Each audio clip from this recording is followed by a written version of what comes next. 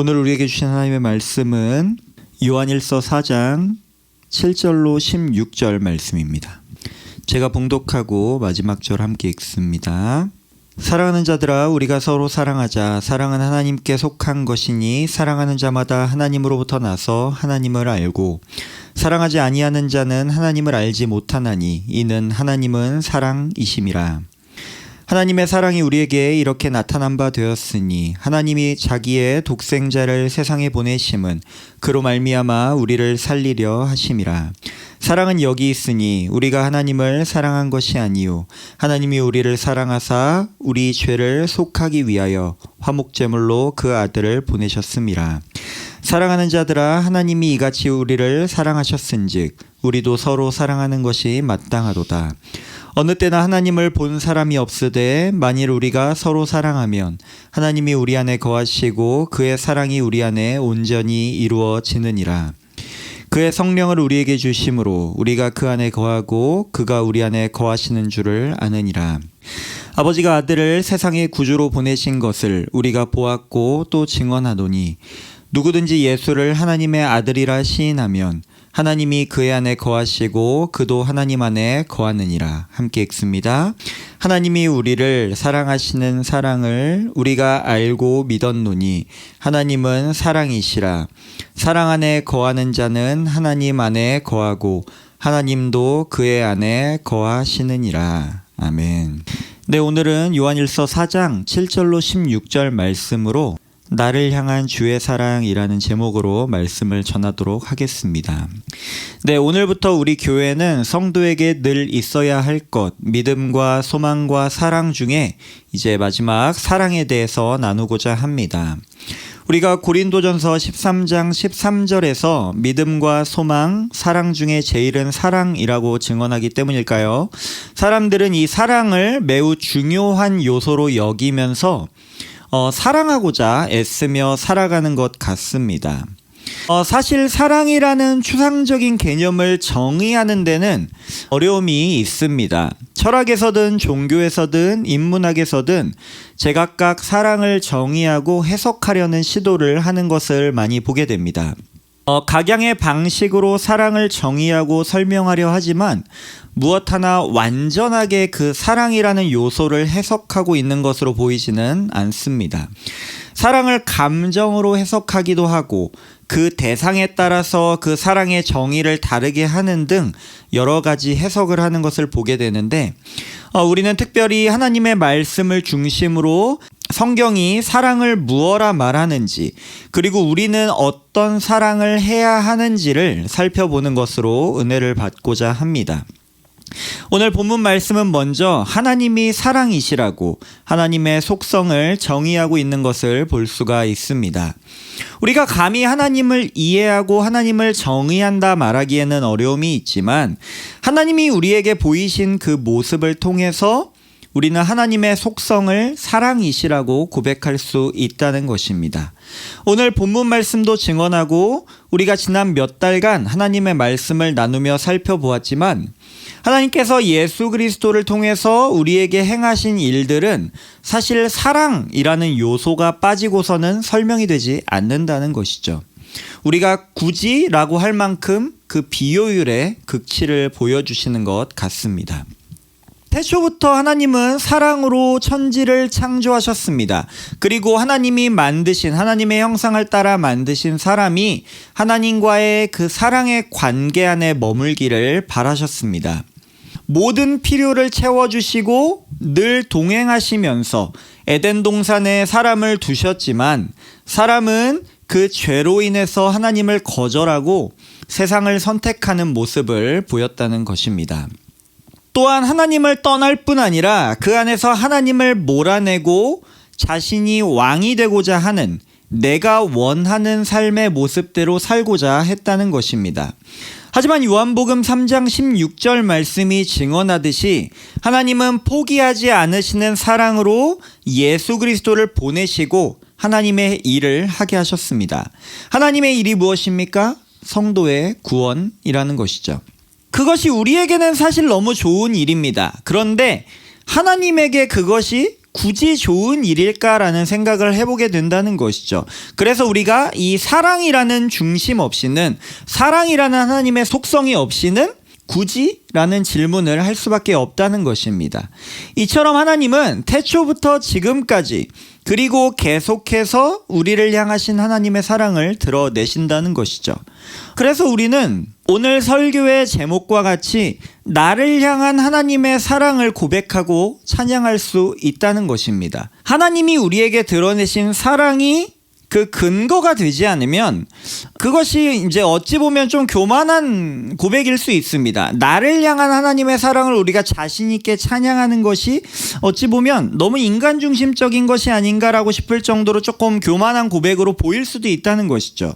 하지만 말씀을 통해서 하나님이 우리에게 드러내신 그 풍성한 사랑을 믿고 신뢰함으로 우리가 드릴 수 있는 고백이 나를 향한 하나님의 사랑이 산과 바다에 넘친다라고 고백할 수 있다는 것이죠.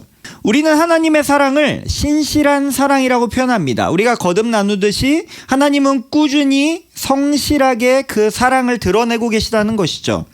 그리고 하나님은 우리가 그 사랑을 알고 누리길 원하신다는 것입니다. 에베소 3장 17절로 19절에서 바울의 축복과 권면의 말을 보면, 바울은 에베소 교회 성도들이 사랑 가운데서 뿌리가 박히고 터가 굳어져서 모든 지식에 넘치는, 무슨 말입니까? 지식을 뛰어넘는, 지식으로는 헤아릴 수 없는 그리스도의 사랑에 그 너비와 길이와 높이와 깊이가 어떤지를 깨닫기를 축복하고 있다는 것입니다. 그 사랑이 우리에게 신실하게 주어진 것은 분명하니까 이제 예수 그리스도 안에서 그것을 좀 알고 누리라는 것이죠. 바울이 이처럼 축복할 수 있다는 것은 먼저는 바울이 그 사랑을 경험하고 누렸다는 것이고, 나아가서 그것이 우리가 은혜로 누릴 수 있는 진짜 좋은 것이라는 것을 알았다는 것이죠. 그래서 에베소 교회 성도들에게 너희도 그렇게 누리길 원한다라고 축복하고 있다는 것입니다. 그러므로 이 시간 축복하기는 우리 각자가 먼저 헤아릴 수 없는 예수 그리스도의 사랑을, 그 하나님의 사랑을 경험하고 난 뒤에 이 큰 사랑을 내 이웃에게 전하고 또한 바울과 같이 축복할 수 있게 되길 소망합니다. 그 사랑을 경험한 이들의 증언으로 보건대 하나님의 사랑은 이처럼 확실합니다. 하지만 우리가 사람 간의 관계에서도 조금 알 수 있듯이 사랑이라는 것이 한쪽만 신실하다고 될 문제는 아니라는 것이죠. 하나님의 사랑은 신실하고 분명하지만 그것이 사람의 무지하고 욕심 많은 그 본성과 만나면서 문제가 발생한다는 것입니다. 그것이 우리의 모습일 것입니다. 하나님을 내가 원하는 것을 이루어주시는 분으로 여기는, 결국 하나님보다는 하나님이 주실 무언가를 더 사랑하는 모습이 우리의 모습은 아닌지를 우리가 점검하기 원한다는 것이죠. 마치 부모님이 나를 사랑하신다는 사실이 내가 부모님에게 무언가를 받는 것이 당연하다고 여기는 철없는 자녀처럼, 그리고 남녀 간에도 사랑한다면 무엇이든 허용해야 한다고 여기는 그 어떤 사람들의 오해처럼, 우리가 하나님의 사랑을 받는 것을 당연히 여기다 못해 이용하려고 하진 않는지, 그런 죄의 문제가 우리에게 있진 않은지를 늘 주의하며 살펴야 한다는 것이죠. 제 주변에서도 그렇고 유튜브나 설교 등에서 여러 사역자들을 통해서 최근에 조금 그 찬양에 대해서 경계하는 목소리들이 많이 있습니다. 그 찬양의 내용에서 사람의 마음을 위로하는 말이 좀 줄을 이루게 된다는 것이죠. 요즘 나오는 찬양들을 보면은. 그러면서 하나님이 행하시는 일들이 사람이 기준이 되어 해석되는 것처럼 여겨진다는 것이 좀 그들의 주장의 주된 사항이었다는 것입니다. 그 내용이 마치 하나님을 우리를 위한 분으로만 그리는, 조금은 인본주의적인 관점에서 쓰여진 것처럼 보인다는 것이죠.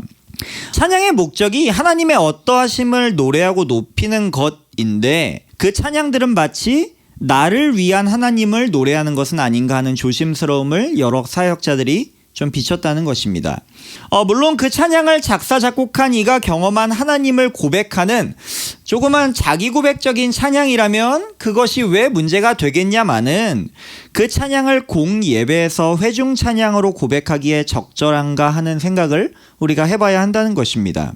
우리도 하나님의 어떠하심을 찬양하는 그 마음을 우리가 좀 점검하기 원합니다. 하나님이 나를 사랑하신다는 이 사실을 좀 하나님이 나를 사랑하시니까 하나님은 나를 위로하시는 분이셔야 돼. 하나님은 나를 사랑하시니까 하나님은 내가 바라는 것을 다 이뤄주는 분이셔야 해 라는 식으로 착각하고 있지는 않냐는 것이죠. 우리는 하나님의 사랑과 그 사랑으로 행하신 일들을 우리가 바로 알고 바로 믿고 바르게 반응하는 것으로 하나님을 기쁘시게 하는 마음을 품어야 할 것입니다.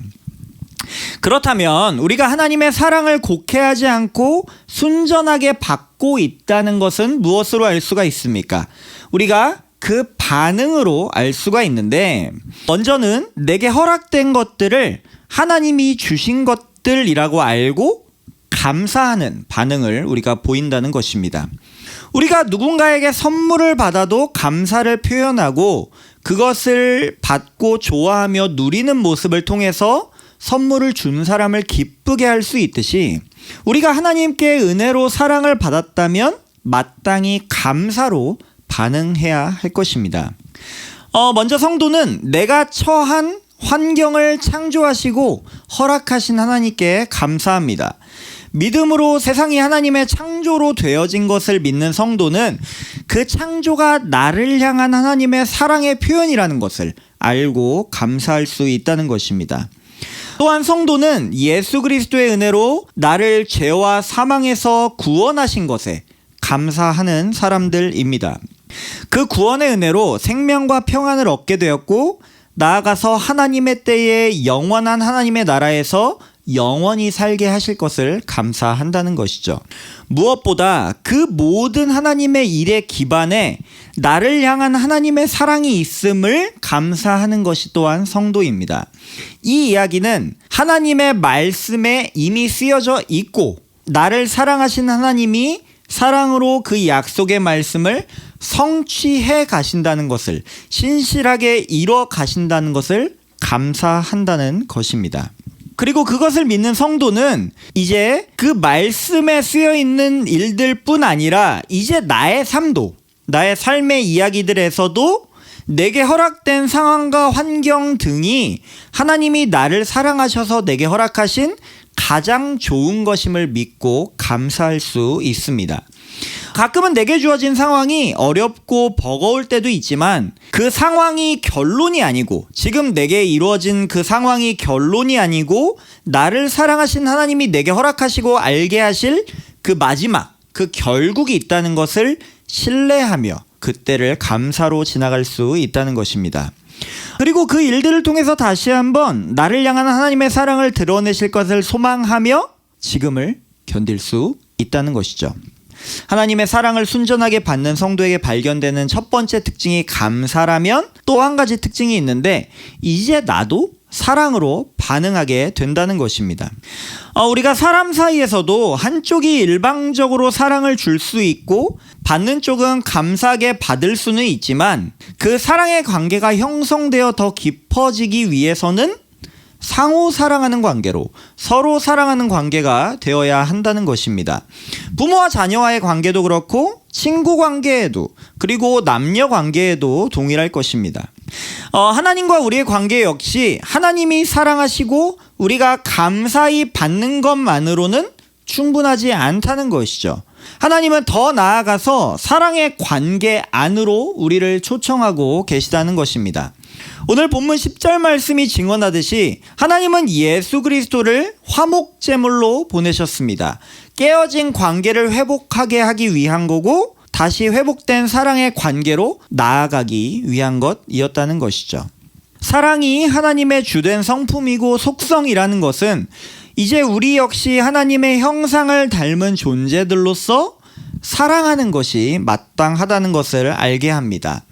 사랑하는 것이 당연하고 자연스러운 존재로 창조되었으며 사랑하는 것이 우리 삶의 양식이 되어야 한다는 것이죠. 하지만 우리의 모습은 어떻습니까? 늘 사랑이 많고 늘 하나님만 바라고 늘 누군가의 유익을 위하는 모습으로 살아갑니까? 그렇지 못하다는 것이죠. 마태복음 22장에서 예수님이 말씀하시듯이 하나님을 사랑하고 이웃을 사랑하는 모습이 우리 삶에 당연하고 자연스럽게 발견되어야 하지만 그렇지 않은 것이 사실이라는 것입니다. 그런데 우리가 우리 삶을 이렇게 잘 살펴보면 발견할 수 있는 것은 우리가 하나님과 이웃을 사랑하지 못하는 것이지 우리는 분명히 무언가를 사랑하는 존재로 살아가고 있다는 것입니다. 문제는 사람이 그 사랑을 자기에게 쓰는 것에만 너무 익숙해져 버렸다는 것이죠. 성경이 죄라 말하는 이 자기중심성은 이처럼 사랑 역시 자신만을 향하게 만들었습니다. 사람은 누구나 배우지도 않았는데 자기를 사랑하고 자기를 귀하게 여기고 자기의 필요를 조금도 참지 않고 채우려 합니다. 나의 이익과 유익 등을 위해서 고생과 수고를 마다하지 않는 모습이 우리의 모습이라는 것이죠. 이처럼 우리는 원래 사랑할 수 있게 창조된 존재들인데 그 사랑을 자기에게만 쓰고 있다는 것입니다. 그래서 예수님은 사랑에 대해서 말씀하시며 내 마음과 목숨과 뜻을 다하여 하나님을 사랑하라고 가르치십니다. 또한 두 번째도 동일한데 내 이웃을 내 자신같이 사랑하라고 가르치신다는 것이죠. 이처럼 나를 사랑하는 사람이 돌이켜서 하나님과 이웃을 사랑하는 것은 어찌 보면 이 시대의 관점으로 볼 때 좀 호구 같은 모습일 것입니다. 굳이 타인에게 관심을 두지 말고 너를 위해서 사는 것이 똑똑한 거라 말하는 시대 가운데 상대방의 필요를 위해서 고생과 수고를 마다하지 않으며 사랑하는 사람은 좀 바보 같은 모습이라고 말하는 시대가 되었다는 것이죠. 하지만 성도가 그렇게 사는 이유는 무엇입니까? 예수님이 먼저 그렇게 사셨기 때문이라는 것이죠. 본문 11절 말씀처럼 하나님이 이같이 우리를 사랑하셨으니 우리도 그러하는 것이 마땅하다는 고백이라는 것입니다. 예수님이 성도의 본이 되신다는 것은 우리가 그렇게 사는 것을 하나님이 기뻐하신다는 것이죠. 성도가 예수님을 닮는 모습을 기뻐하신다는 것입니다. 사랑하는 대상이 기뻐하는 것은 무엇이든지 하고자 하는 것이 사랑하는 사람의 마음이라는 것이죠. 예수님은 목숨까지 내어주며 그 사랑을 드러내셨습니다. 성도는 하나님을 사랑하고 또한 이웃을 사랑하는 것으로 하나님을 기쁘시게 할 수 있다면 그렇게 살아가는 선택을 할 수 있다는 것이죠. 또한 오늘 본문 12절 말씀이 증언하듯이 우리가 사랑하는 것으로 하나님이 우리 안에 거하시고 하나님의 사랑이 우리 안에 온전히 이루어짐을 알기 때문에 그런 삶을 선택하여 살 수 있습니다. 우리가 바울의 증언에서도 언급되듯이 성도의 소망은 표대를 향하여 나아가서 우리가 예수 그리스도 안에 있다는 것이 발견되는 그것이라는 것입니다. 우리가 예수 그리스도 안에서 하나님과 연합되었다는 증거를 오늘 본문 13절 이하에서는 특별히 16절에서는 사랑에서 발견하는 것을 볼 수가 있습니다. 즉 우리 안에 하나님이 살아계심을 발견할 수 있는 가장 큰 증거가 우리 삶에 드러나는 사랑이라는 것이죠. 우리 안에 이를 알게 하시고 또한 그렇게 하게 하시는 분은 13절 말씀과 같이 성령 하나님이십니다.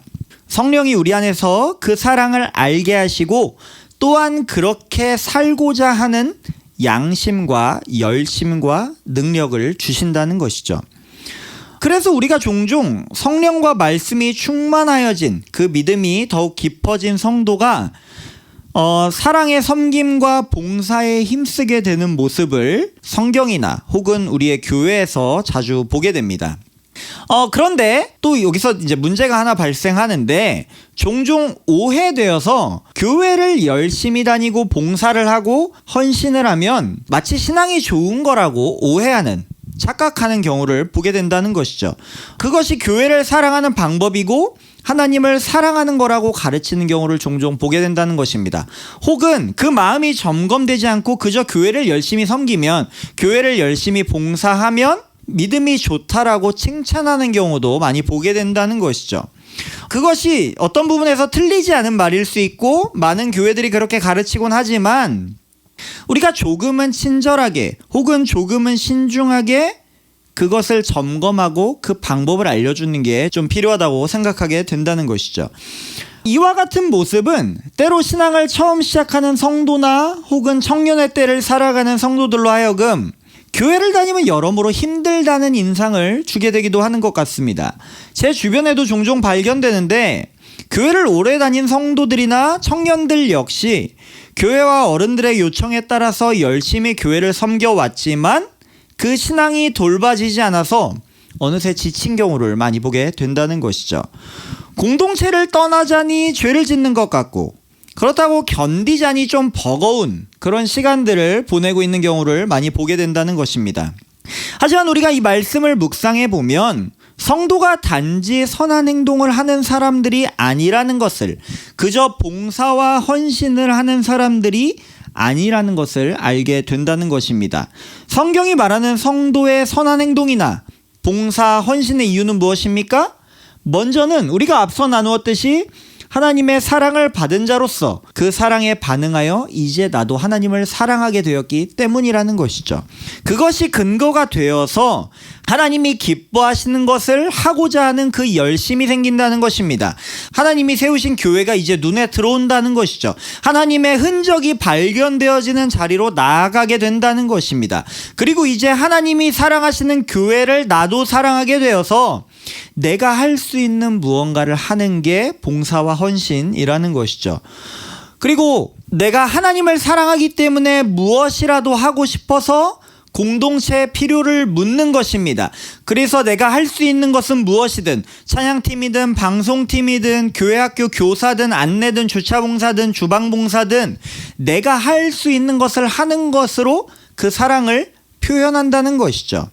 그러한 봉사를 하는 것이 다른 어떠한 목적이 아니라 어떻게든 내가 하나님을 사랑하는 것을 증명하고 드러내고자 하며 하나님이 사랑하시는 자들을, 하나님이 사랑하시는 교회를 나도 사랑하기 위한 방법이 된다는 것입니다.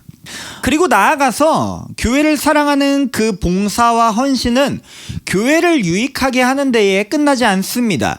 오늘 본문 말씀과 같이 내가 하나님을 사랑하고 교회와 이웃을 사랑하는 것을 통해서 내 안에 하나님이 살아계시다는 것이, 또한 내가 하나님 안에 살아있다는 것이 확인되고 증명된다는 것이죠. 우리가 그것을 알기에 억지로 하는 봉사와 헌신이 아니라 기쁨으로 그 섬김을 할 수 있다는 것입니다.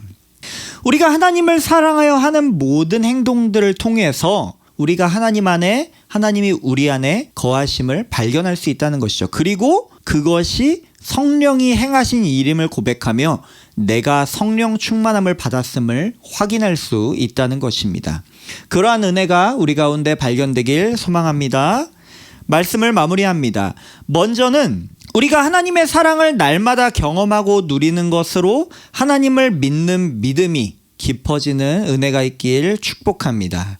나아가서 믿음이 성숙하여짐에 따라서 에베소 말씀처럼 하나님의 사랑의 너비와 길이와 높이와 깊이가 어떠한지를 더욱 깨닫게 되는 은혜가 우리 가운데 있기를 축복합니다.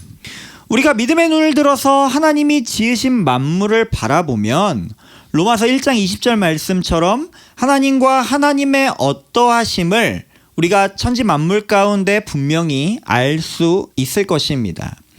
우리를 향한 하나님의 사랑을 분명히 알 수 있다는 것이죠.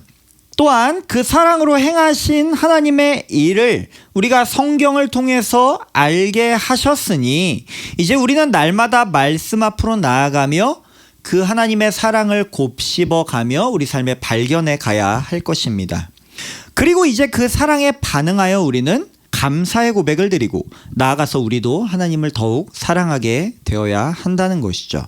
우리가 하나님을 사랑하는 것으로, 그리고 하나님이 허락하신 우리의 이웃을 사랑하는 것으로 우리는 하나님이 우리 안에 계시며 우리가 하나님 안에 있음을 발견해가는 은혜를 날마다 경험해야 할 것입니다. 그러므로 마지막 때까지 하나님을 닮은 사랑을 지켜가며 하나님을 기쁘시게 하는 저와 여러분이 되길 소망하고 축복합니다. 아멘.